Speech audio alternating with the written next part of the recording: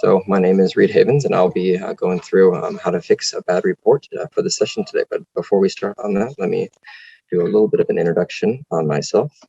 So my name is Reid. I've been doing data analytics and business intelligence for about 10 years now. And I've kind of fallen slowly more and more into aesthetics and design over the years that I've continuously wanted to lean into and kind of embrace the design part of Power BI. Some of you might have been familiar with my YouTube channel as well. I try to do weekly videos on various things and tips and tricks in Power BI and a lot of other stuff on that nature to just help highlight and showcase unique ways to utilize the tool. And also try to do live streams every week as well when I'm in town, and be able to have really cool guests from the industry come on and talk about very interesting things. But the thing that I want to kind of get into today specifically is, again, the issues that you might have when you're handed a file that was not necessarily built by you. So what's it like when you can go through a file that you didn't have any documentation for, you didn't build, and you want to see the types of things that you can apply as some of the best practices for that. So we'll see a lot of those over the next hour and be able to dig into a few of those details. This will be primarily demo driven for today, so there won't be too many slides other than the introduction you're seeing now. But with that, let's go ahead and hop over, see some of the things that we'll specifically be reviewing, and then we will hop into the demo for the rest of the hour. So I'll basically cover a few things that we see here. So we'll see how to actually review some of the reader mode interactions, as well as enhancing some of the visualizations and design, inspecting some bookmarks, also see about how to tune Power Query, even looking at some of the relationships and potentially even optimizing some DAX expressions, time permitting a few of these things. So this will be the broad stroke conversations and topics we'll be getting to today. All right, with that being said, let me go ahead and close this down. We are going to I'm going to open up a new instance and open Power BI in the browser, and we will look at what it's like to review the report in reader mode once we are in the Power BI service, which is a really important one as well, because a lot of what you want to do is you want to ensure that when you are in the Power BI service and you're publishing this, you want to be able to test and make sure that everything's properly configured once you're into Power BI Online. Actually, I'm going to give you one quick sec to get my credentials in here. One moment. It's always fun when you get the, give me one quick sec.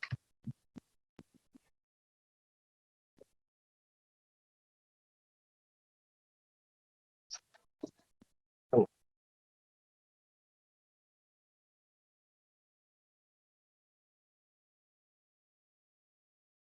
There we go. Okay, almost there. There's always tech issues when you ever have anything that's related to online stuff. So I'll be there in 2 shakes. And, there we go. Okay.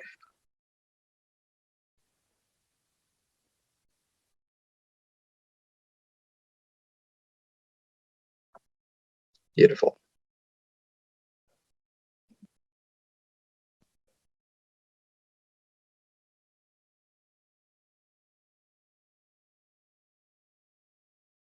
Apologies for the logins. I had to ended up present from the office room at the Legoland Hotel that I'm at currently over in Denmark at the moment. And I thought I had more time in my room, but they required me to leave earlier than was initially offered to me. So perfect. Here we go.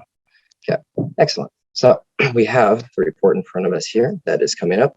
And one of the things that we want to do as we go through this is talk about some of the things that we want to inspect once we have a report published to the service. So elements that could potentially be broken. So if a report like this is given to me and I am doing an audit or a review of it, what are some of the things that I look for? So I look for various elements on the report page that might have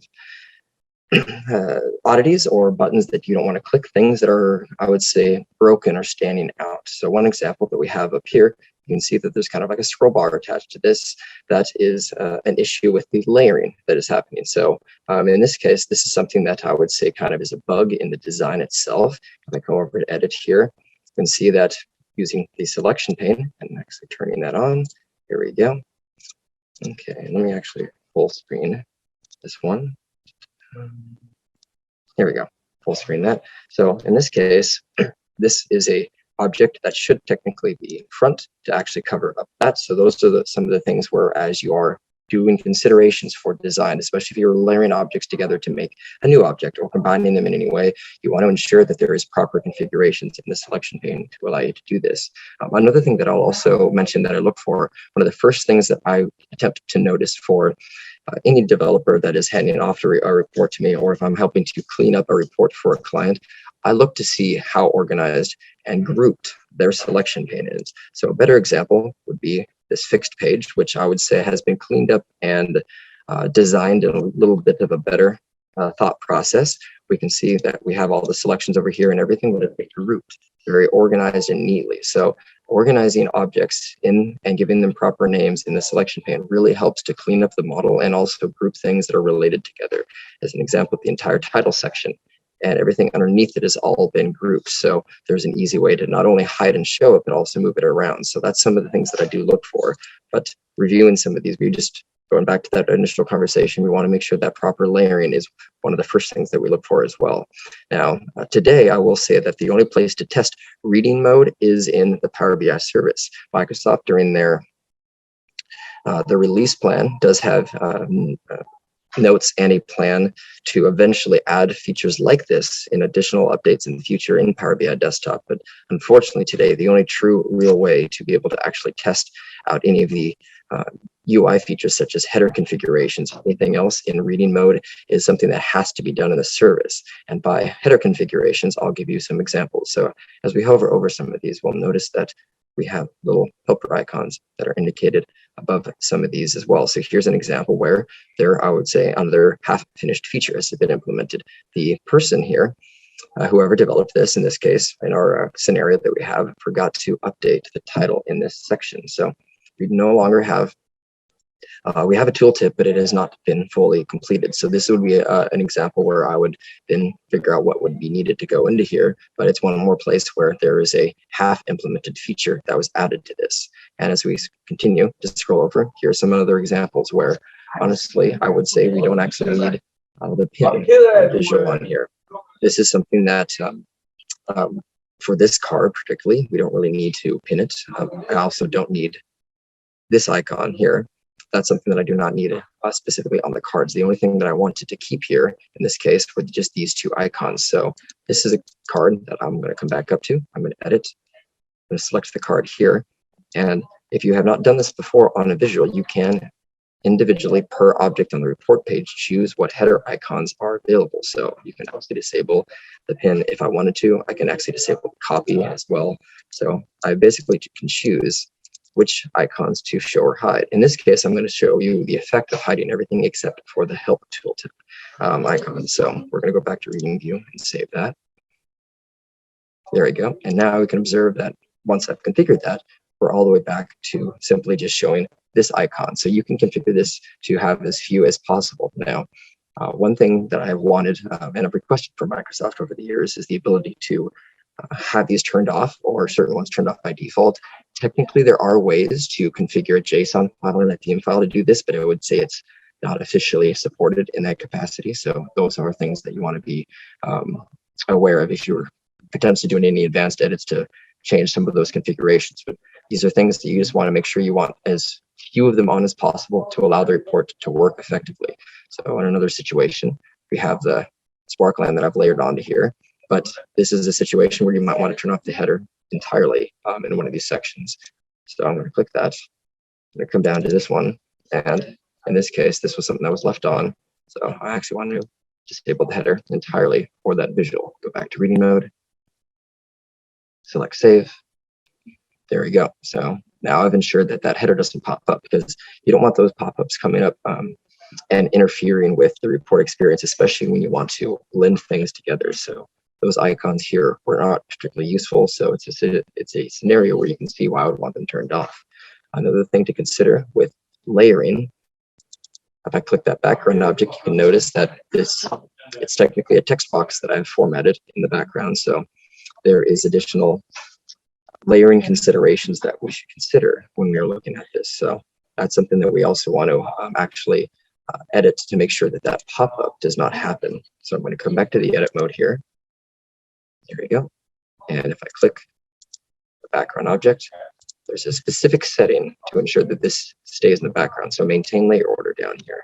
That one, that allows you to turn this on. Let's come back. And this is also all these features that I keep testing. All these features that I keep editing, they need to be set in reading mode. So I'm going to come back to reading mode over here and test it and let's see the effect. So now, close that, click here. See, I am clicking on the page itself, but it is now no longer editing. So it's allowing me to keep objects that were layered in the background, even though they're further down on this list. So another important thing to consider when layering various objects. And quite literally, there is a review process that I'll do where I go through, I hover, and I see what things are popping up, what things aren't. I would say another example here, 3 objects that we've just seen. There is an image.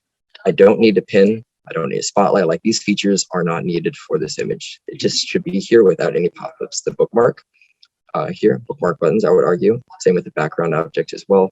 All of these would not need header icons. So those would also be situations where you would select them, turn them off. Same thing for these, that background object. And the, let's see, also the slicer right over here. General, and turn it off. Let's see what the user experience looks like now that I've saved these. There we go. Oh, and I still had one more that I needed to do. Let's see. Select that. There we go. Okay, last one to turn off. And this just shows you also how nuanced it can be. So it is really important to test. Now, if you actually do tests like this in the service where you go to edit and make changes, I would also recommend that you can come up to File and you can download a copy of this file. So it allows you to basically then save it back to desktop and hopefully sync it either to SharePoint or OneDrive. But make sure you have version controls for this file if you're going to make edits in the way that I'm demoing right now. Now you can see that there's a much cleaner UI, no more pop-ups. The slices can be selected and you can change the settings as required, but we're now left with a lot less interference with certain things onto the page. Now, there's another one as well that I would potentially recommend. So let's take a look at some of the slicer selections. So as I'm editing these around, the metric selection affects everything on the page. I make a change here. The visual on the left, bottom, and over here all update with that. Now the analytics selection, I select that. The only thing that's changing is this line right here. Percentage max, same thing. This visual on the right is being affected, but none of these other ones are. But also, observe this. If I hover over here, there's a lot of extra things that are coming up under this. So generally speaking, what I would recommend is that the only things that should show up here in this dropdown should be things that the user can configure that actually affect this visual. So the 3 things that we have on this in terms of, let's see, trying to get this to come back up, and let me draw. Here we go. I'm going to highlight these and highlight this one. These are things that I do not actually want to be shown in this list because it adds confusion to the user. These are things that are not affecting the visual and specifically that the user may or may not be wanting to interact with to apply to this. So they're irrelevant to show in this list for this visual. So there are a few things that we can do to fix this. So we're going to come back to, sorry, there we go. The little zoom pop-up was covering my edit button. Okay, so this one right here, and edit interactions. Where are we at? Visual interactions. Here we go. Okay, so I'm going to turn that on. I will say this is it's a very important feature. I don't particularly like the design, but if I click the slicer, I can say do not affect this visual. So I'm going to select that there, select this as well. We can now observe. I'm going to turn that back off. Now let's take a look at that. All right, so we're slowly starting to see that the list is being reduced. Now date as of current month and metric selection. Those are both things that apply to this. The slicer actually technically in my filters on all pages, that just determines the end date. It is still a user selection. So this is something that they can either say data through current month or prior month. So because the user can select that, I want to keep that on. This is another one, filters on this page, that just filters out my metric selection slicer. It's not something the user needs to see. So if I hide that here once again, get a reduced list. So I have now curated the filters drop-down selection in here to remove any of the noise or confusion that the end user might have for it. So you want to make sure that any again, developer filters that you might have for a page that you applied, but the user doesn't necessarily need to see have been hidden. So that allows for that filter icon to be more useful and to be easier to read in that sense. So other things that you want to consider as you are developing this out is taking a look at each of those sections, seeing what you can do to curate the experience and to provide as few buttons and clicks and anything else that you want between that. Now let's take another look as well. There you go. I need to click the edit icon, and I'm going to also come to the page, and I want to show a couple of other things that are breaking. So things you can pay attention to. Okay, here we are. So notice, by the way, that if I go back to reading view, here we go. So you can see actually that there are visuals that are on the page that are not quite properly aligned with some of the data in here. So from a design and aesthetics perspective, you just want to make sure that if you have any bookmarks, they are properly configured. Now, a thing that I want to point out about bookmarks, they are one of my favorite features for the end user, but they are also one of the worst features when it comes to the developer as well. So in that regard, they are not easy to know what the bookmark is doing outside of clicking it. So it's one of the few examples that I'll say that if you make a bookmark, do yourself a favor and take a screenshot of the selection pane, put that in OneNote or a document, mention what you were specifically doing, add a note to yourself. It will pay off in the future when you are coming back and trying to remember what this bookmark did. So good documentation on bookmarks is a pretty important thing to want to keep in mind. So I'm going to edit. Let's go ahead and go back to this other bookmark. And here's an example where I would probably want this snapped up here and this one as well snapped up. There you go. Much better.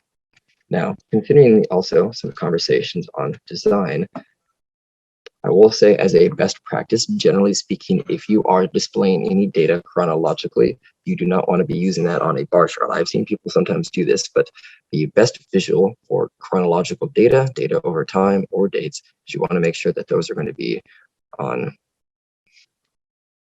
where's the line? It's going to be on this stack. There we go. Sorry, I just need to get the right one. Perfect. So that allows it to be much more readable. So last thing also just to mention as a little insight with chart design considerations as we come back to format the visual, go to the x-axis. I've seen a lot of people try to show the data chronologically and categorically. And yes, you can display it this way, but there is a benefit of using a continuous axis. It keeps it cleaner.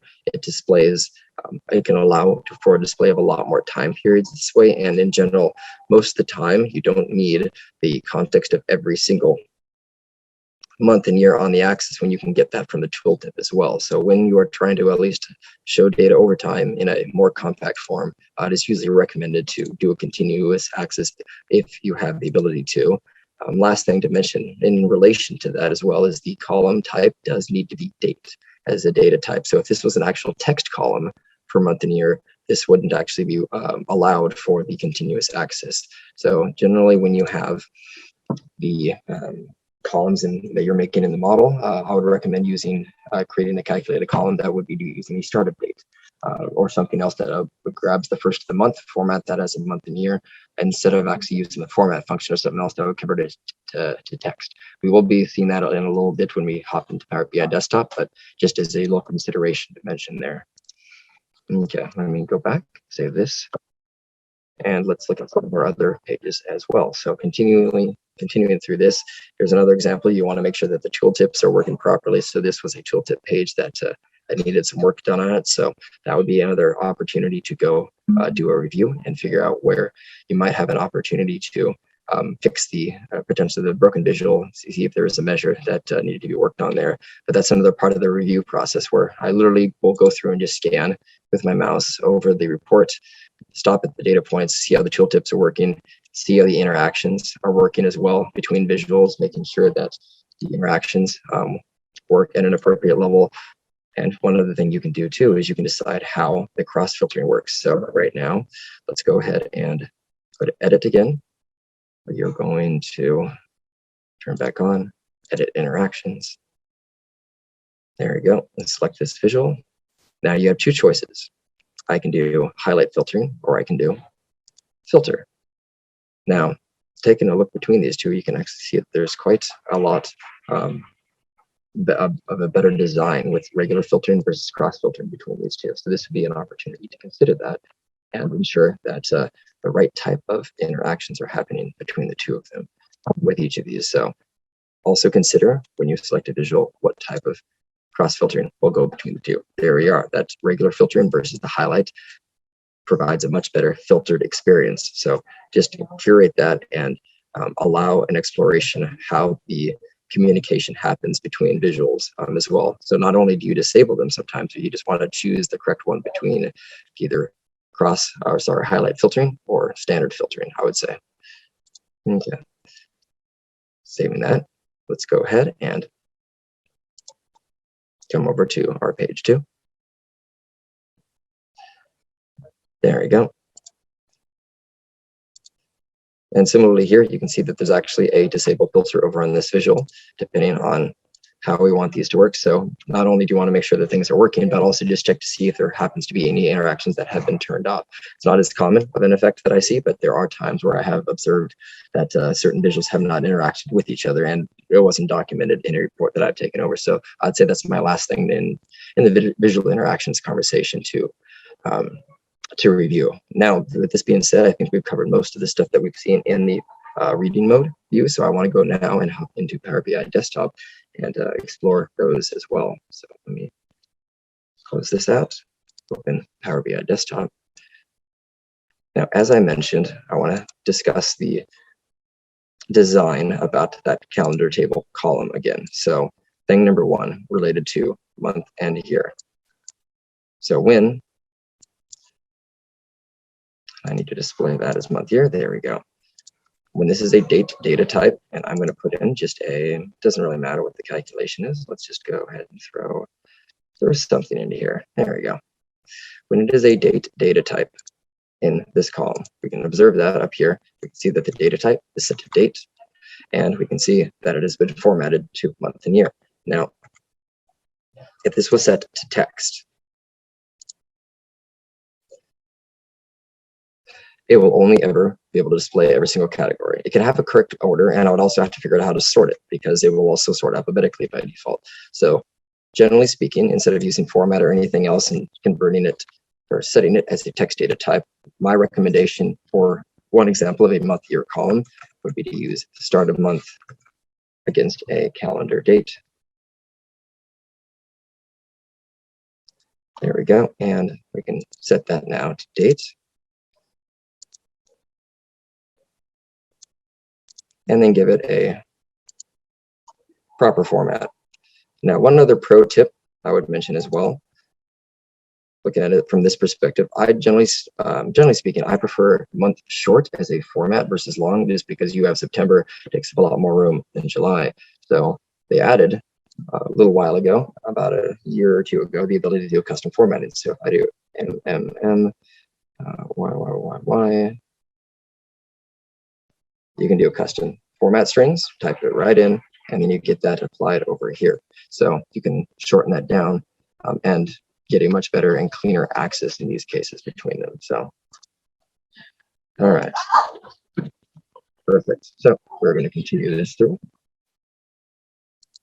and talk about some of the other things related to the model as well. So one thing that I want to have you avoid as a pitfall is the fact that we'll have a lot of things in here that are coming in our calendar table as far as the auto date hierarchy. So big issue with this for the fact that it adds a lot of extra data. So there's essentially what I would call is model bloat that shows up into here. So that is something where each time you have a date data type column in your model with this turned on, you will add an invisible table into your model that adds a lot of file size, and it will slow down the performance of the model. So we want to avoid these and instead use a dedicated calendar table like we have set into here. So one way to avoid this column from showing up is to ensure your calendar table has been marked as a date table. So we're going to select date, mark as a date table, select OK. There we go. That ensures that for this table, the auto date hierarchy does turn off. However, for any other table that has a date column, they'll still get this auto date hierarchy. So to turn it off for the entire file, we need to go to File, Option Settings up here. And two places to turn this off. Globally, we can turn off auto date time, and that will, for any new file that you make, permanently turn off that feature. Separately, for every individual file that you have, we need to go to current file, go to data load, and time intelligence, auto date time, and you can turn it off here. So turning that off, selecting OK.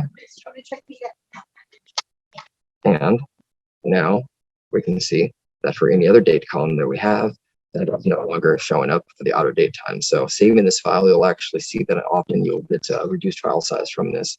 A big perpetrator I've seen where this has been an issue is people who have a column that might be customer birthday. And if you have some clients that are 80 or 90 years old, you might end up with a 80 or 90 year tall date table in that regard. And things that will, as you can imagine, add a lot of size. So that's another recommended practice that I would encourage you to lean into as you are building these out. And again, things to look for. It's another common thing that I see in a lot of people with self-built reports when they're asked me to clean it up and fix it, is to look for those types of issues. Now, we've spent a little bit of time talking about some of the columns in here. We can also go do a look at the model design itself. So let's explore some of the areas in here, and also some places where we might want to also have some considerations of model cleanup, things, pitfalls that we can avoid. So let's zoom in a little bit onto this.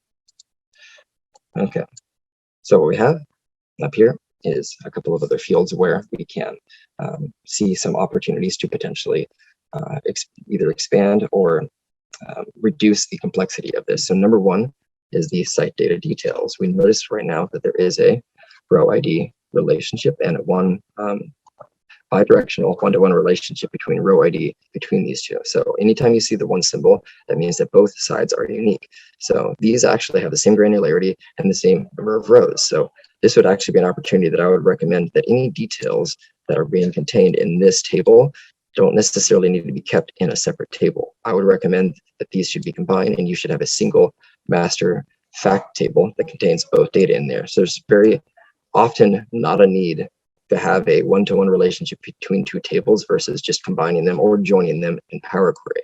So that would be one consideration that you want to look at as far as some things to avoid as far as modeling bad practices. Another thing that we have here is somebody who's using an aggregation table. Now, the concept of these is that they are good to use when you actually have a very large data set. And in this case, if we take a look at site data, it's only about 300,000 rows, and site data aggregated is about 53,000 rows. So the amount of data that's actually in here for the site data is small enough that with properly written measures, you should definitely not need an aggregation table. It's designed to work with very large fact tables that might be hundreds of millions of rows, and you build an aggregation table to pre-calculate at a higher level some of your data, so then you can get faster results for some of your measures, but they should only be used when necessary with some of those overall. So another opportunity to probably get rid of that as you are cleaning up and looking for opportunities in your model. Don't use those unless absolutely necessary, and this would be a case where it was probably used because somebody heard about a interesting feature related to it. They thought they would want to bring it in, but overall, not really a necessary model add considering that. Now, these are also symbols that you would want to try to avoid. So there's a lot of bidirectional relationships. That means the operating system has the ability to come to the fact table, and they can filter any of these other dimension tables. So you should have most of these in your model turned off. If you do need to have cross filtering between dimension tables, there's a great SQL BI article that if you want to ping me on LinkedIn later, I'm happy to throw some links out there for you. I also have the link to it in the PDF document for this presentation contained on my website. But overall, those are where I would recommend applying at the visual level per slicer if you need cross filtering to happen between, say, like language and your date or anything else. But bidirectional relationships cause a lot of data ambiguity, so they should be kept off. And the conversation on that could be a whole hour's talk on its own, but just know that they make the model a lot more complex, and the types of filters that can happen, the scale and the complexity of those increases dramatically. So they are things that you want to avoid usually when you have the ability to. So we want to make sure that those are turned off. And then if any type of advanced filtering needs to happen, say between slicers or anything else, those can be done per slicer rather than at the model level itself. So I see a lot of people just flipping these on arbitrarily when there are risks and considerations otherwise. So continuing kind of our conversation, we have our fact table here. And then we go to city, region, country, continent. So we have 1, 2, 3, 4, 5.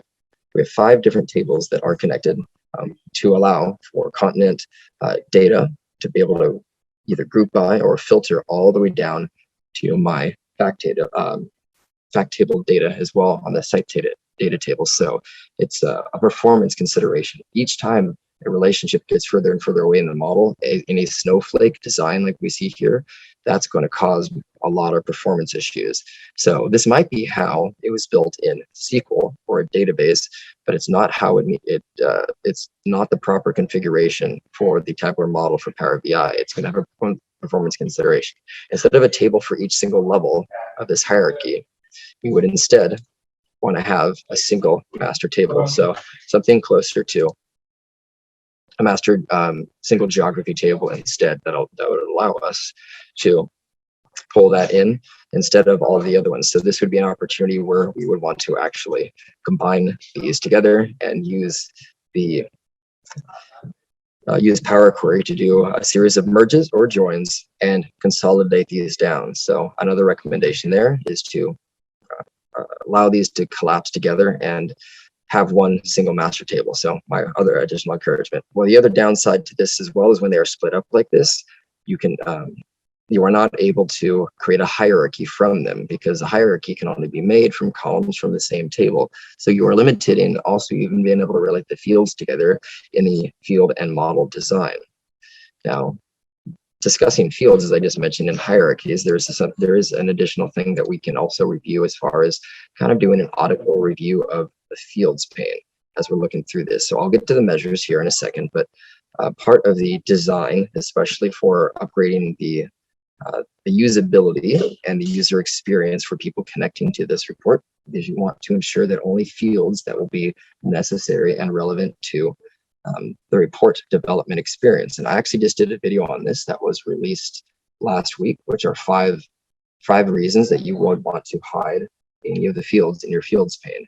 Now, most of these are things you want to aim for, and there's always going to be exceptions to a lot of these rules, but there are certain things that, generally speaking, you will want to hide. So keys, so like city key, that is something that is linked to my geography tables. It's not something I'm ever going to use onto a visual, but it is needed for relationships. So any things that are used in relationships, so key columns very often are hidden. Now, those are things that they can either hide individually from this perspective. You can also be on the model view as well, and you can do a multi-select option to hide those. But I would encourage you to make sure that most of your key columns, any things in relation that are used in relationships, will be some of the items that you'll want to hide. And now, in addition to that, as well, some of the other things that you might consider hiding is things that you would have otherwise in hierarchies. So like as one example here, if I want to encourage my users to use the calendar hierarchy and not actually use any of the original columns, maybe consider an example of date, and we have quarter year, month year, and year.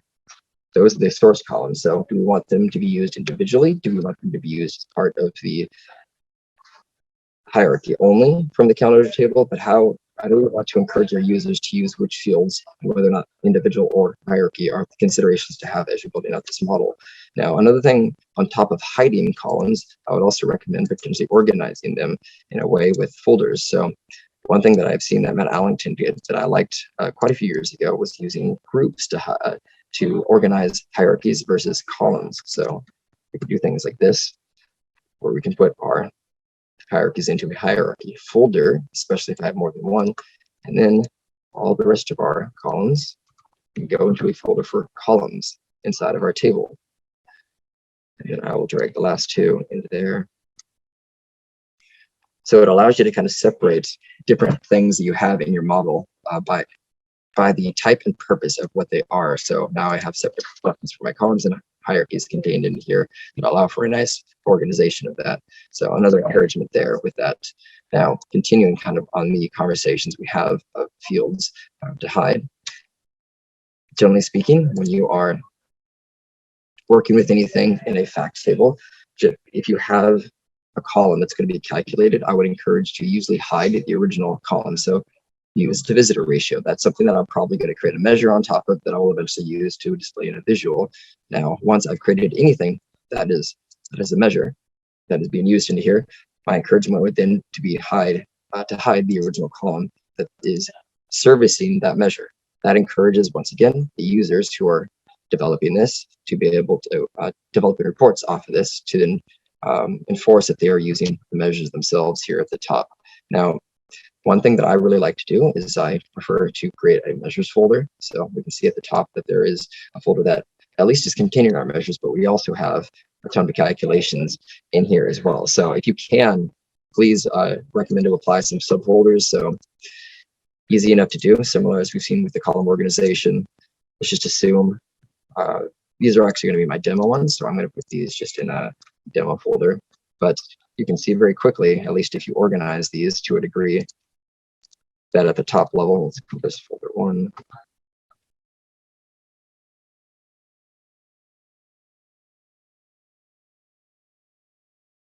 And the rest can just go into like a folder 2. There we go. Oh, wait, one sec. Folder 2. It deleted my folder name for some reason. There we go. Now, once that's interesting. Okay. I might have just noticed a bug. So I keep typing in the name and it adds it, but then it immediately kicks it back out and see if it. Okay. All right. Okay. Now, see. All right. There you go. Little glitch. So once you have created the folders, now that I've actually gotten Power BI to stop tweaking on me, so you can also drag and drop any of the fields that you have into an existing folder. So the folder to be created new, you have to type in the word. But now I can just drag and drop and I can add additional items into the folders once they're already made. Same thing with, if I was to open this, I can take this and I can move it to another one. So you do have the drag and drop mouse functionality to move between them after you've actually created the folders, but not when you first create them. A couple of pro tips that you might find useful as well. So this was something fun that I learned one day. So you have a ability to do subfolders. Demo subfolder. And there we go. So I was able to put it in an additional smaller folder below the list.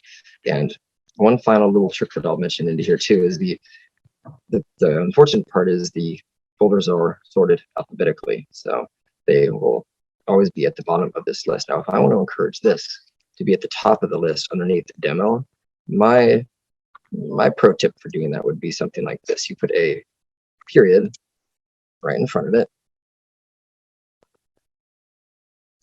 And then that will move it up. And granted, there is also a measure with a period there as well. So you can use an alphanumeric character to try to help to enforce certain orders of operation. But the last thing that I'll mention in this too is not only can you do subfolders, but if you use a semicolon, let's say folder 2, there we go. Now this should put it into 2 locations. Notice that it is now here and here. It's still just a single measure in my model, but it is put it into 2 locations. And if I try to add this to a visual, where's that one? Put it onto a visual. Technically adds it for both locations. You can see site visits, site visits. So technically it is only one measure in the model, but it's just visible at 2 spots. So imagine you have a scenario where you were wanting to display actuals minus budget. So should that go in a folder for actuals or should that go to a folder for budget? If you can't decide, you can put it in both. So you can help to increase usability by multi-organizing by multiple folders a measure if you can't decide on which particular one to put it in, if it could potentially be belong in multiple groupings. So another little tick in that regard. Now, the measures folder itself is something that I'll also show you how to make. So, question. Will the columns that are hidden appear in QA visual as a suggestion? That's actually a great question. I will say I like the idea of a Q&A visual. I almost never use it, but let's explore that. So I'm going to hide one of these. I'm going to hide site visits for now. Let's make that hidden. View hidden, and let's double click on the page, make a Q&A visual, and let's see if it comes up. It's probably been about 2 years since I've used this. It's a great demo thing. I just find that clients just don't really need them that much. Let's see, site visits by date. Okay. Doesn't seem to be coming up. Now let's try if I unhide it. Let's see what it does. It might be that it keeps it out of there, because that would make sense to site visits by date. But also could just be the Q&A visuals not even working that well right now. Oh, there we go. Okay. So yes, absolutely. Great question. And I just learned something new, but it makes sense. The Q&A should only be using visible fields, which is one way to curate it. So you can make the Q&A work better by hiding things that would otherwise make this more complicated. Thanks for the question. It's always nice to be able to answer something ad hoc. So last thing that I wanted to mention here, as far as the organization and folders, is the ability to create this. So I want to show you how to make the measures folder. It's a pretty quick and easy thing. So I come up, I go to enter data, and you normally can use this to create a custom table, but all we're going to do, I'm just going to call this DAX folder. Normally I just call it DAX, but we already have one named that. Oh yeah, fun fact as well, you cannot call it this. So if you try to create a folder called measures, it's going to call it measures1. That is because technically in the back end of the Reid package, and there is an actual folder called measures, and it is a reserved name. So it can, your folder cannot be named that due to this fact. So it has to be called measures1. But just a little pro tip. So I'm just call this DAX folder. Keep that empty. I'm going to select load.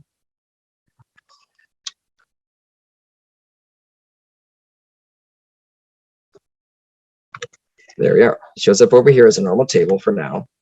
But the only thing required to get this to work, I'm just going to grab one random calculation. Let's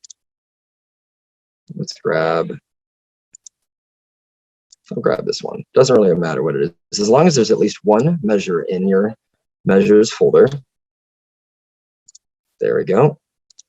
Now the only other trick that you need to do to get the icon to change is you can either hide column 1, because the requirements for the icon to change is that the only visible objects or the fields in here have to be measures. So I used to think I could only hide this, but technically I can actually delete this. As long as I have one or more measure in this table, I can delete the column itself. So delete column 1.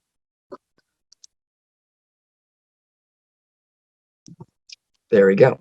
And now you can see that it is created the folder. By the way, you can see that the subfolder with that, when I dragged it into here, it also took the folder name with it as well. But that is how you create a measures folder in your report, is you use the method to basically enter data, add an empty table, add at least one or more measures, and then you can go ahead and hide it from there. Okay. And I think I saw another question. Extension from if I don't want any specific columns from my data model not to appear on a Q&A visual, it's similarly, there's a way to configure the Q&A. I'm not going to get too far into that. Just personally, I'm not just a particular fan of Q&A as a design feature, but there are many ways to provide suggestions, set that up, and lots of additional options. But I would encourage you just to check out the documentation on that. But it's just a very rarely used visual, usually, in my opinion. Okay, so continuing on the conversations now that we've talked about field and folder organization, I also want to talk as well about the some of the calculation pitfalls that I see people do with DAX. So taking a look at this, one thing that I would say here immediately that we can see is there's extra effort happening. So you do not need to use the calculate function on this information if you are not actually adding a filter. Calculate is designed specifically to add filters. If you're not adding a filter to it, it does not need to be wrapped. I've met multiple people who, like, this will still work, but it's unnecessary extra writing. You do not need to use that function to calculate something unless you're adding, modifying, or removing a filter. So this number will not change. It will still produce the same output, but it has a shorter line of code. So avoid using the calculate function unless you absolutely need to. Taking a look at this one, zooming out a little bit. So here's another example of, I would say, somebody who is used to writing Excel formulas. So in this case, they are just using an open divide, but the problem is with this entire thing, in this form, you would end up with a divide by zero error if that was to ever happen in this scenario. So anytime you're dividing something, you want to use the divide function, have the top two, in this case, which has the built-in divide by zero error. Again, the number is not changing, but you are now using a function dedicated and built for allowing for that built-in if error instead. I saw a little chat pop up 10 minutes ago. Okay, thank you. No problem. Looking at this next one a little bit. Trying to get there we go. Yeah. Now, another thing that I will say is a practice that I see a lot of people do is the filtering on the entire fact table. So as a performance consideration, this will actually be quite slow. And as you notice that I'm also indenting and wrapping this around a little bit. So this is one thing that I say Alt-Enter does allow you to help with the design, and it makes it more readable. So if you can do format your measures, it does make the syntax and the readability a little bit higher. So another recommended practice. But here's an example where let's go ahead and put this on the page, because I want you to observe that this number is not going to change. Okay, come on. Drag this onto a card. Okay, just so we can have a sanity check. And this is also something I encourage you to do. If you're editing measures, I usually have a card with that number on the table, or some visual with the numbers in it, just to make sure that as I'm editing, nothing's actually changing. But there's a lot of extra effort happening. When you actually filter on an entire table like this, it materializes all the data and the columns. So it's a very expensive procedure to do this. My filter only has to be applied to this. So instead, all of this extra effort, we can get rid of that. We can do a basic filter, not having to filter and iterate over the entire table. Same number, calculation hasn't changed, and this is going to render and process a lot faster as far as the performance for this number is going. So try to avoid iterating and filtering over an entire table versus a single column when you can. That will be it. Once again, as I mentioned, another pitfall that I look for with the measures that people are often writing. This one is a situation where somebody is doing a SUMX function. Now, SUMX is iterating now, once again, over the entire fact table. This is a calculation that does not need to be doing that. If you just simply need to add up your numbers from a fact table without any additional calculations, you're not trying to calculate average sales per day or something like that. The X functions are designed to allow you to iterate over a temp table or some other type of sub logic. Like you want to calculate an average over certain items, then you want to sum those averages as one example. So this should just really be a basic sum of that column. And just so we can again observe that this number is not going to change. I want to make sure that you see that removing the SUMX isn't going to actually modify anything.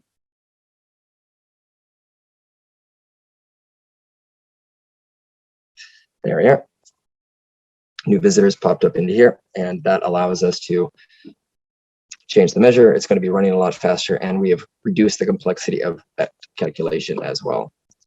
So looking at page views, same thing. We want to make sure that those calculators are not being used when you are not applying any additional filters. So just keep a consideration around these as you continue to write out your measures. But these are the most common things that I generally look for. Here's another example of a calculation where I'd say they need to do a little bit of formatting. You can see how hard it is to read this. Now, I'm going to copy and paste this directly into DAX formatter. Let's watch what happens.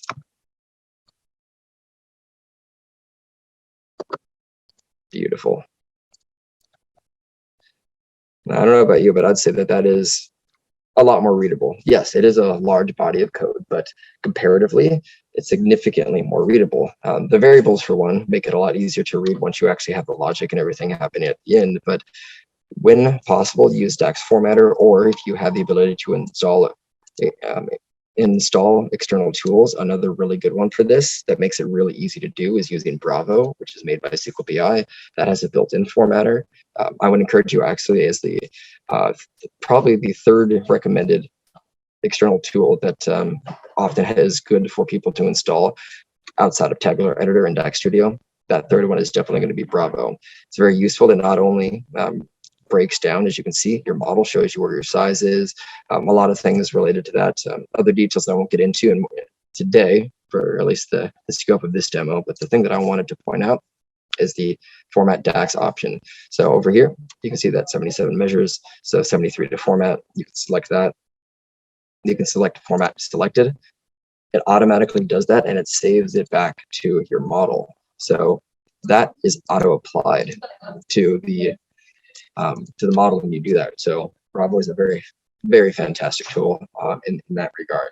So one last encouragement of something to install, totally free, and they only just released it initially in, I think, in April or May of this year, but they're continuing to improve upon it. And I heard from Mark Russo, who's one of the two people who run SQL BI, that there's actually quite a few new features coming out for that soon that will make it even more powerful. Actually, one last thing I'll just mention on Bravo is it has a great way to generate a calendar table for you. There are still some bugs every once in a while, so this is apparently having a little bit of an issue, but normally you can create a date column and even export your data from this. So super powerful tool to with continued features and other things that will be getting built into this. So my encouragement to you to check that out. I do know we're getting at about 12:13, close to time. So what I'm going to do is go ahead and finish up the presentation here. Let me get this slide up. Here we go. We'll close off with a couple of links and other documents for you guys.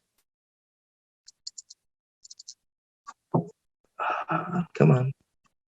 There we go. Perfect.